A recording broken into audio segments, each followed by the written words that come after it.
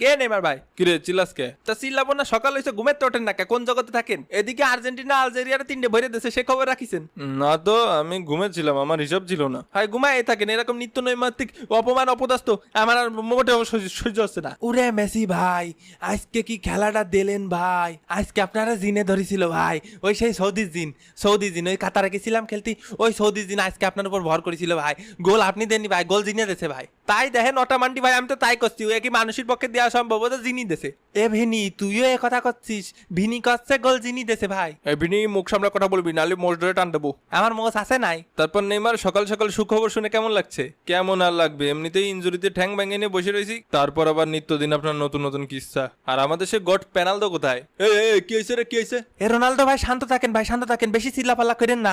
মেসির ঘাড়ে এখন জিন আছে, বেশি চিল্লাপাল্লা করলি এখন কামড় দেবে নি, নালি আপনার ঘাড়ে উঠে যেতে পারে। আবার যখন পক করে আপনার ঘাড়ে উঠে যাবে নি, তখন তো আপনি আপনার গলা দিয়ে জিনি কথা বলবেনি, তখন তো সুজ আর করতে পারবে না নে।